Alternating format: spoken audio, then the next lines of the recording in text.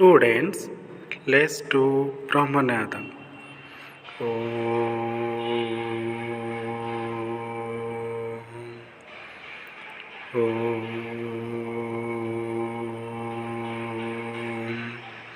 Shanti Shanti Shanti Swasth.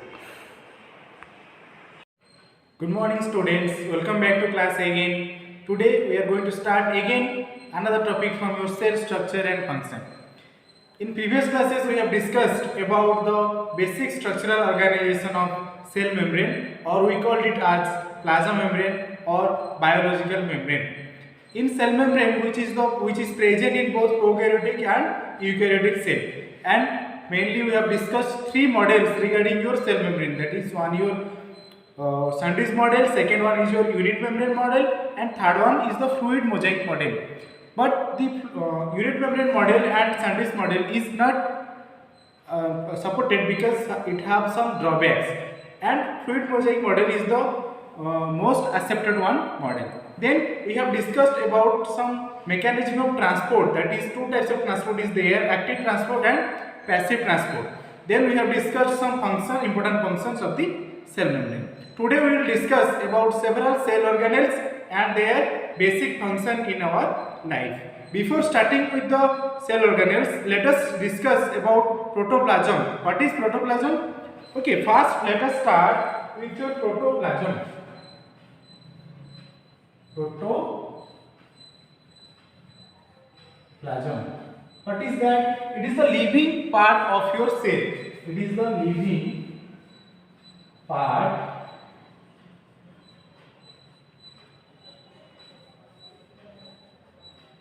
of cell, and second one, it is the physical basis of life.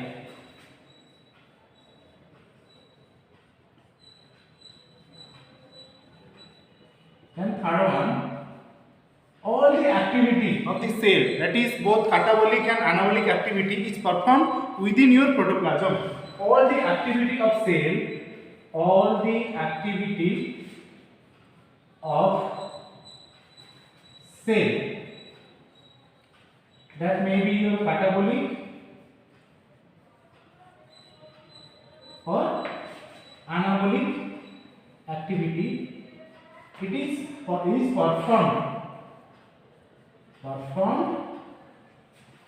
within the protoplasm. Okay.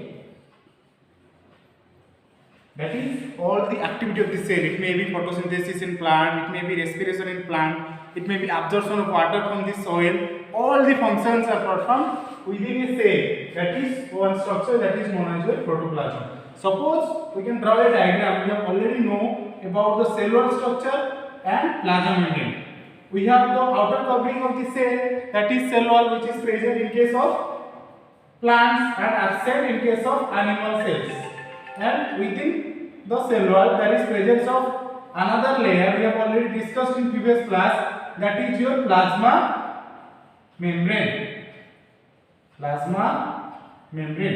Inside this plasma membrane, the fluid, which is the living part, that is known as your protoplasm. Okay, several theory is proposed by several scientists. First, the protoplasm, J.E. Purkinje and Hugo von Moll discovered the protoplasm.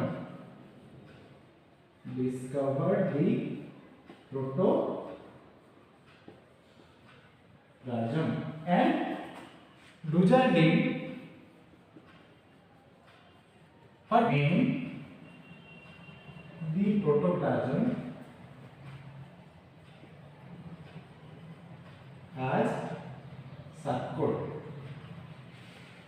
Okay, then next, name the protoplasm as sarcode. Then Purkinje, who discovered the protoplasm,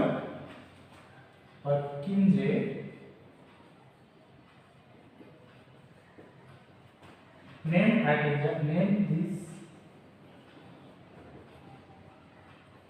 as protoplasm. J.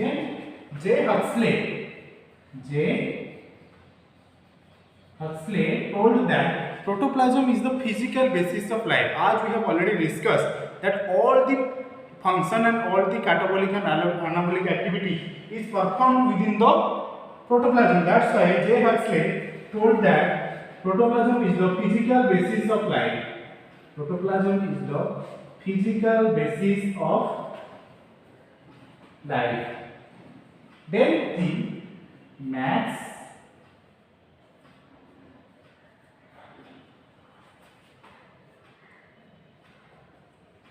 per the protoplasm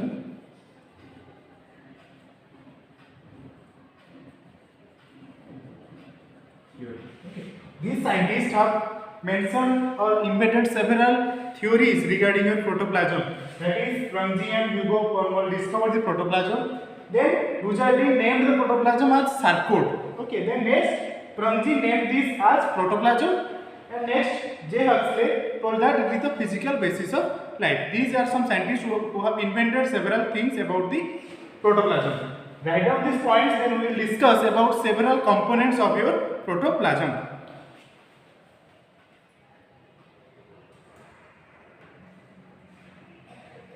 Okay, let us start about the different components of the protoplasm. We have earlier discussed that protoplasm having the two components. One is your protoplasm having two components. One is your nucleoplasm and second is your cytoplasm. Nucleoplasm and cytoplasm. Okay. Nucleoplasm is the fluid which is present. Suppose this is our nucleus. Then the fluid inside your nucleus is known as your nucleoplasm. Except the nucleoplasm that is present in between the nucleus and plasma membrane is known as your cytoplasm. Is known as your cytoplasm, and the fluid inside your nucleus is known as your nucleoplasm. Okay, we can write this here. It is the fluid present inside nucleus, and cytoplasm, it is the fluid present in between plasma membrane and nucleus. Okay, these are the basic difference between the nucleoplasm and cytoplasm. That is, nucleoplasm is present inside your nucleus and cytoplasm is present in between the plasma membrane and nucleus. Then we can divide the fluid of cytoplasm into two parts. The cytoplasmic fluid can be divided into two parts, that is your ectoplasm and endoplasm. Ectoplasm is thick, jelly-like outer covering. But endoplasm is thin as compared with the ectoplasm. It is thin and inner covering. It is a thick part or jelly-like and it is thin part. Endoplasm is thin part. If we consider this is our cytoplasm, then outer covering of the cytoplasm is known as your ectoplasm. We called it as plasma gel, and the inner covering of the cytoplasm is very thin, and it is known as your endoplasm. Or we call it as plasma soap.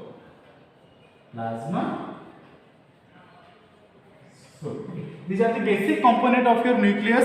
That is, one your nucleoplasm which is present inside your nucleus, and the cytoplasm, which is present in between plasma membrane and nucleus. And then cytoplasm is divided into two parts. One is ectoplasm, that is your plasma gel, and one is your endoplasm, which is present inside, and it is thin, very thin, and it is known as your plasma gel. And inside your protoplasm you can find several cell organelles. Write down this point, then we will start with several cell organelles. Okay, let us start with the cell organelles. We have previously discussed that cell organelles is present inside your protoplasm. Okay, then cell organelle is the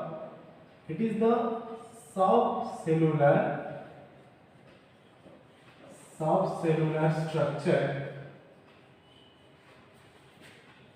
having unique chemical composition,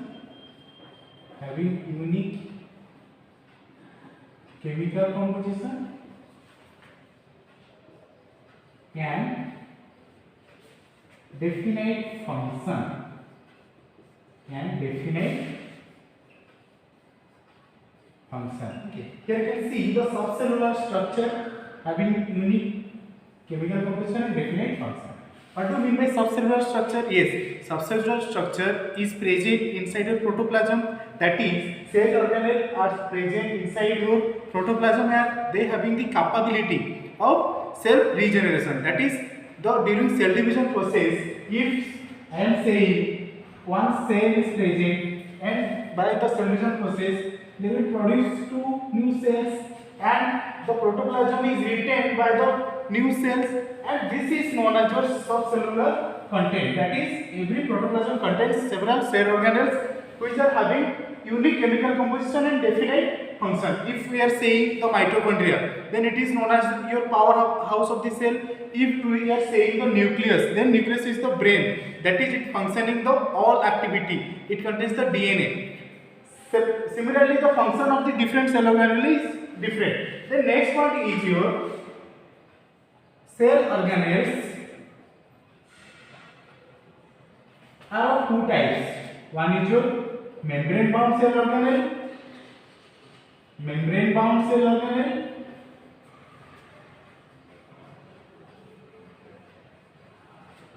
and next one is your non-membranous organelles. Okay, what are some examples of membrane bound cell organelles? That is your mitochondria, chloroplast, nucleus. Then what are some examples of non-membranous? That is your ribosome, centrioles, etc. Okay. Membrane bound means, what do you mean by membrane bound organelles? That is, that cell organelle having a definite membrane. Suppose this is your mitochondria, and this is the inner membrane that is presence of a membrane-like structure. That is, it is covered by a membrane. Like mitochondria, chloroplast, and nucleus having the membrane, but the ribosome and the centrioles don't have any membrane. That's why they are separated in this. Then cell organelles. Each cell is separated by compartmentalization.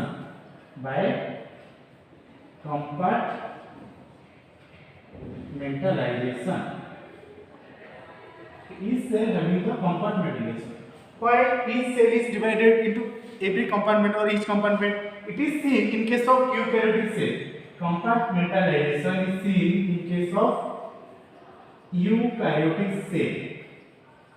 Okay, eukaryotic cell, as you know, it is having a definite nucleus and more number of cells are present. But in prokaryotic cell, you cannot find any compartmentalization. Why? Because prokaryotic cell having incipient nucleus and they are unicellular, usually unicellular. That's why they don't need any compartmentalization process. But in eukaryotic cell, you have many number of cells are present which combinedly act to perform any activity. That's why compartmentalization is very important in eukaryotic cell. What do compartmentalization occur? Why? Because it creates a micro environment within a cell. Okay, it creates a micro environment. That is, each cell having its micro environment, and inside the cell that is performance of several activity. Okay, note down these points.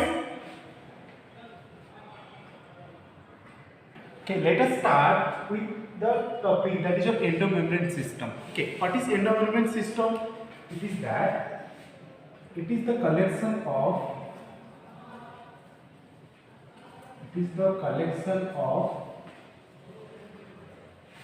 membranous structures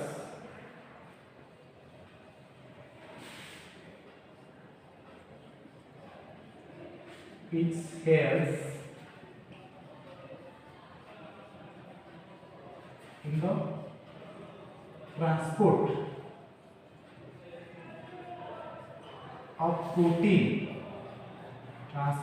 of protein and lipid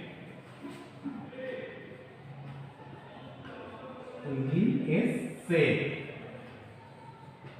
Okay, here it is a collection of membranous structures. Why it is called as a collection? Because in endomembrane system we have 3 to 4 cell organelles collectively perform one function in the cell. That's why we called it as endomembrane system. That is, in endomembrane system, the function is coordinated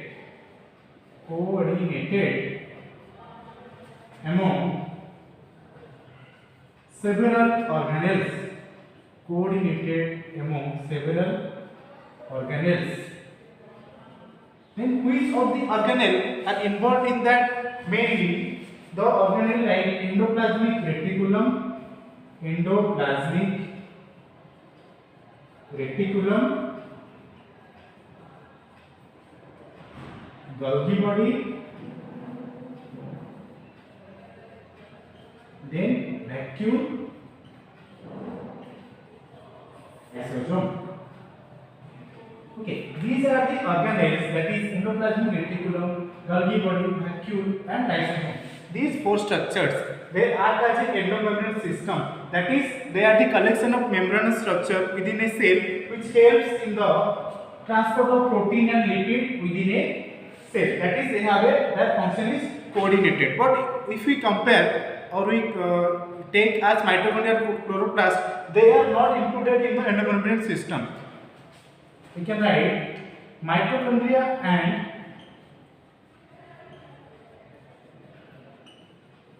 chloroplast are not included. Chloroplasts are not included in this. Okay, why mitochondria and chloroplasts are not included in the endomembrane system? Because the ER and Golgi body, vacuole, lysosome, they mainly help one function, that is transport of protein and lipid, but mitochondria and chloroplasts are not involved in that function. That's why they are called as coordinated or endomembrane system in cell. Then first we will discuss about endoplasmic reticulum. ER, Golgi body, vacuole and lysosome all are not similar in structure. They are different in structure, but they are performing a single function, that is transport of protein. Okay, note down these points. Okay, let us discuss about the first endomembrane system, that is your endoplasmic reticulum. As we have earlier discussed that it is a part of your endomembrane system along with your lysosome and vacuole. Okay, then endoplasmic reticulum is first. It is discovered by Porter and Thomson.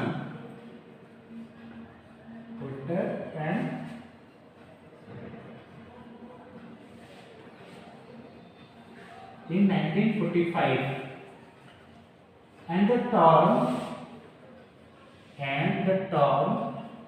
ER is given by Potter in 1953. Okay, we can write the endoplasmic reticulum as ER as abbreviated form. That is ER nothing. That is your endoplasmic reticulum. Then next, ER is intracellular. ER is the network of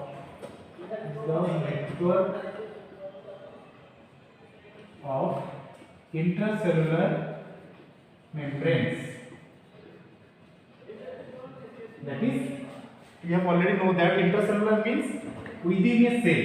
Intracellular means within a cell. That is, you can see this is a cell and this is your nucleus. This is your nucleus and this part is your endoplasmic reticulum and this is your Golgi complex. Then ER occurs intracellular in the membranous structure. That is, it occurs within a cell in membrane-like manner. Then it is having two components. ER having two components. Here having two components or two compartments. That is, one is your luminal and another one is your extraluminal. Extraluminal, that is present in cytoplasm. Okay, ER having two surface. Okay, one is your luminal surface. Luminal surface is present inside the ER and extraluminal surface which is present in the cytoplasm. That is, it is present outside the endoplasmic reticulum. Then we call ER as the mother of all membranes. ER is called mother of all cell organelles. Okay, why it is called as a mother? Because most of the protein required by our cell is performed or as it contains the ribosome, it is maintained in the luminal surface of your endoplasmic reticulum. That's why it is called as your mother of all cell organelles. And the fluid inside your lumen, the fluid inside the lumen of ER is called as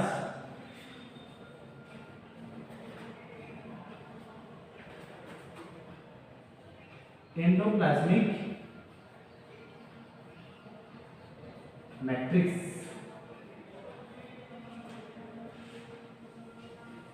Okay, the lumen. What is that lumen? Here you can see the structure of the endoplasmic reticulum. The nucleus is present, then ER is present along that. Then the lumen inside the ER, it is the lumen structure. Lumen is nothing, that is the space present inside the tube-like structure of your ER. Then the lumen contains the fluid that is known as your endoplasmic matrix. Endoplasmic matrix. The fluid inside your lumen is known as your endoplasmic matrix. Okay, let's see the diagram. You can see the nucleus, then presence of the endoplasmic reticulum, then this one is your cell wall, this portion is your cell wall, and this is your plasma membrane. This is your Golgi body. Okay, this is your Golgi body. Here you can see the diagram. The endoplasmic reticulum is continuous with your nuclear membrane. This is your nuclear membrane, and it is also continuous with the plasma membrane, and it is also continuous with your Golgi body. Then we can write one point, that is the endoplasmic reticulum is continuous with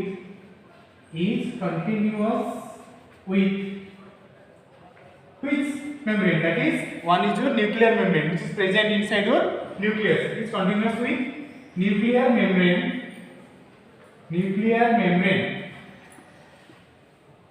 of nucleus. The next one is your, it is continuous with your plasma membrane, or we call it as cell membrane.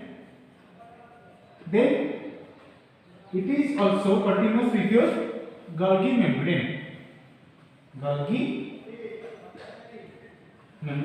The next one is your, sometimes you will see the endoplasmic reticulum will transfer from one cell to adjacent cell through the structure of your plasmodesmata. As we all know, plasmodesmata is the extension of your plasma membrane. Suppose this is one cell. Then in previous classes we have discussed about the structure of plasmodesmata. These are adjacent cells. Here we can find the plasmodesmata structure. This is your plasmodesmata. Okay, as we have already know that plasmodesmata mainly helps in the transport of one cell component to the other cell. If this cell having the ER, then it is transported to the nearby cells. Then the ER transported is known in the form of desmotubules. ER is transported in the form of desmotubules. Okay, we can write this point as ER sometimes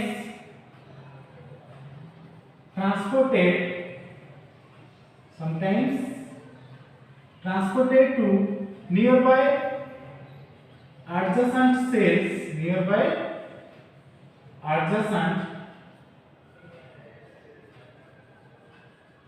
cells,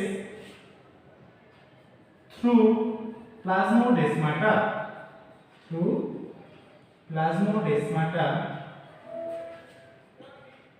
in the form of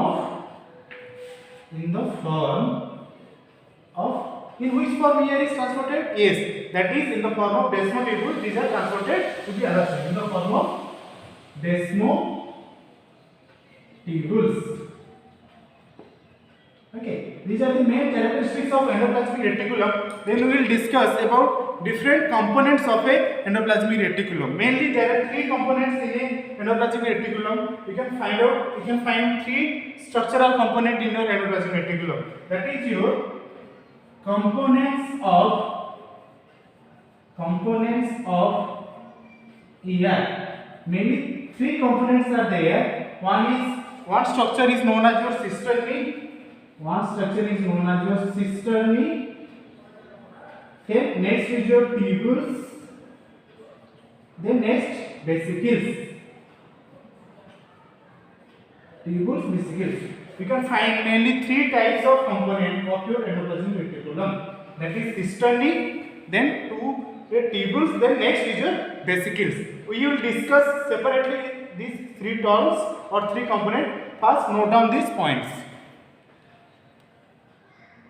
Let us start with the several components of endoplasmic reticulum. That is three components. One is your cisternae, next is your tubules, and next is your vesicles. First, start with your cisternae. What is cisternae? Okay, these are sac-like flattened unbranched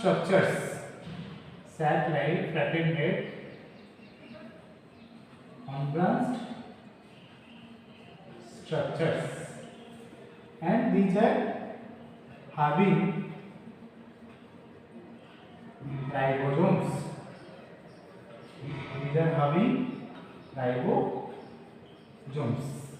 These sacs are interconnected. Let us draw the diagram of the cisternae. Okay, this is the structure of cisternae. Which are interconnected and having the ribosome on their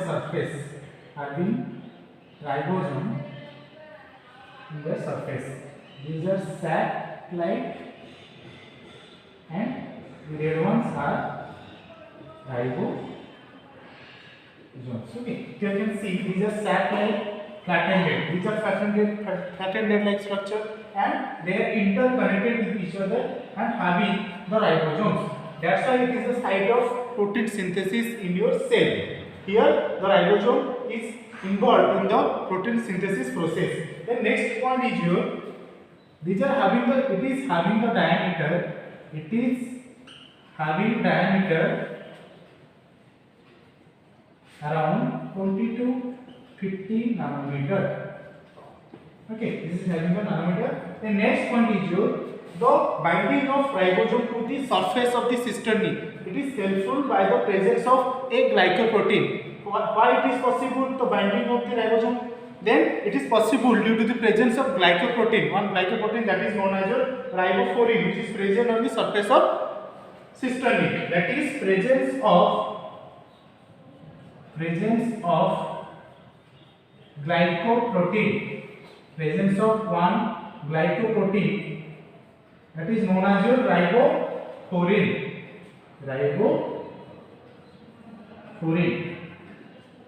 What is the function of ribofourin? Yes, it helps in the binding of ribosome to the surface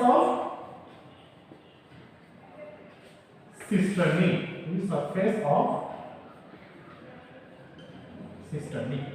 Okay, due to the presence of ribofourin, ribosome is attached to the cisternae surface. Note down these points.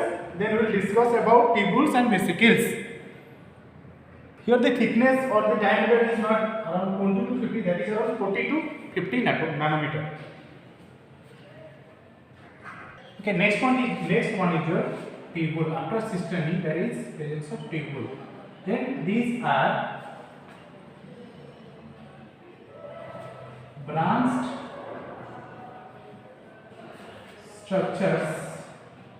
These are branched structures that form network with other elements.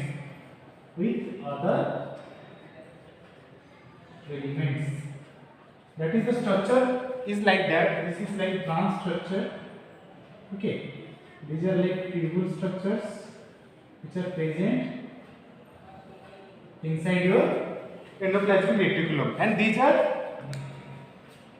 branch structures and they form network with other elements. Other elements like it forms network with your cisternae. Okay, next one is your the thickness of the tubule is around 50 to 100 nanometer, and it is free from ribosome.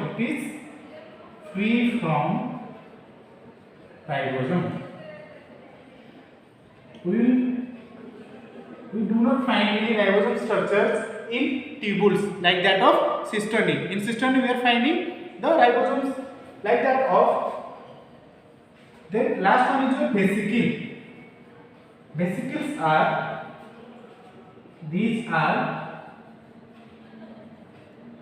rounded or oval in structure. These are rounded or oval in structure, and thickness is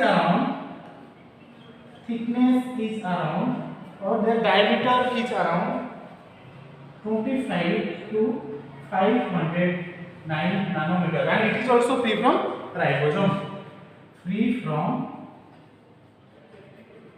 ribosome. Okay, the structure is like that. These are oval structures or rounded structures which is present freely in the cytoplasm. These are interconnected, that is tubules and your cisternae which are interconnected and present in the form of network, but vesicles are present freely in the cytoplasm. One point is that they are present freely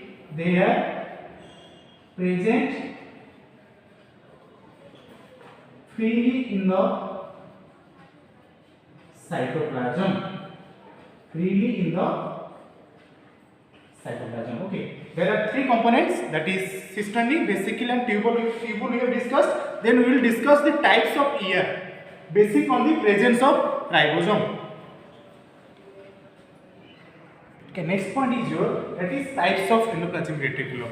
How can we divide the endoplasmic reticulum on the presence of the ribosome?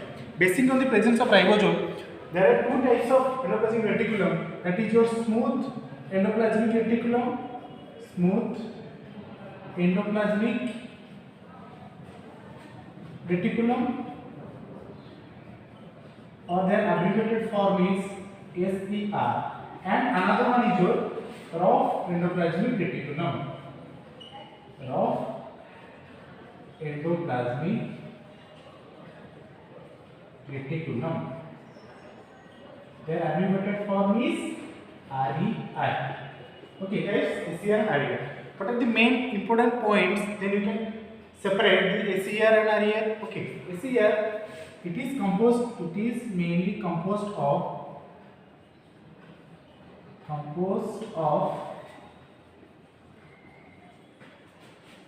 tubules and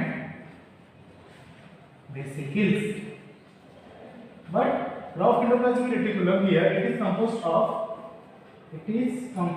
of cisternae.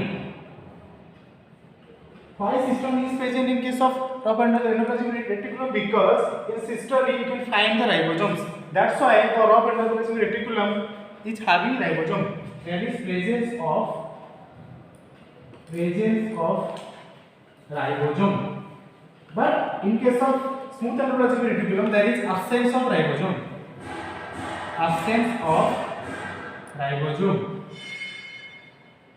Mostly the smooth endoplasmic reticulum is you can find in the, or it is attached to the cell membrane. It is attached to the cell membrane, and you can find commonly the smooth endoplasmic reticulum in muscle cells, spermatocytes, and in spheroid cells.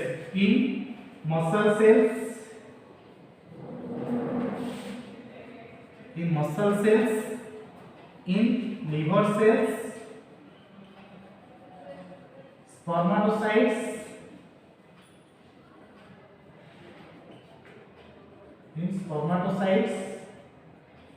okay, etc. Then next, you can find rough endoplasmic reticulum is usually attached to the nuclear membrane of your nucleus. We have earlier discussed that point. It is found attached to the nuclear membrane. Attached to the nuclear membrane. The next point is that SER mostly found in liquid containing cells.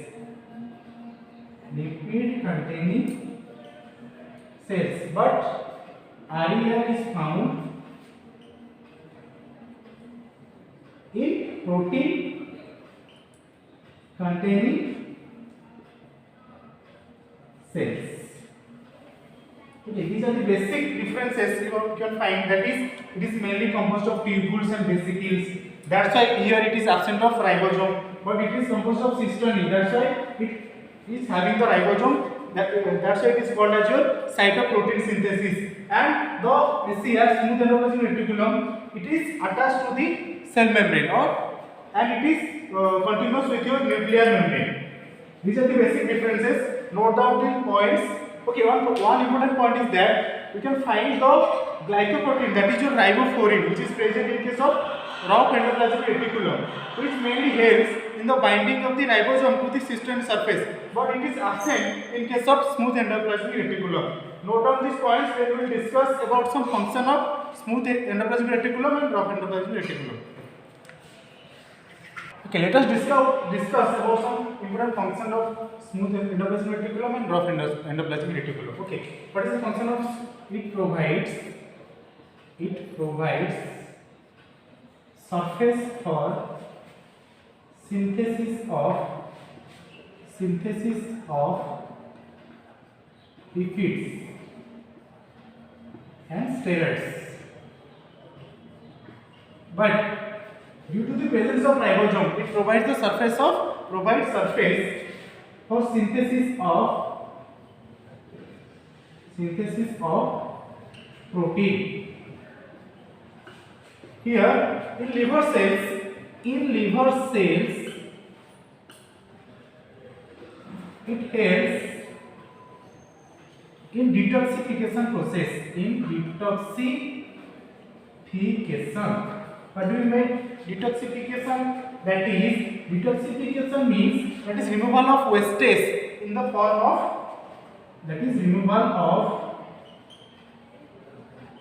wastage. As smooth endoplasmic reticulum in the liver cell contains the lipid, which contains the lipid. That's why it helps in the removal of wastage and drops which are dissolved in the water, and it is removed from the body. That process known as your detoxification process. Then smooth endoplasmic reticulum. Then in case of rough endoplasmic reticulum, it helps in the production of smooth endoplasmic reticulum by removal of ribosome. Okay, when we remove the ribosome from the rough endoplasmic reticulum, then you can find the smooth endoplasmic reticulum is formed. Note down these points. Smooth endoplasmic reticulum helps in the production of Golgi body, lysosome and vacuoles. It also helps in the production of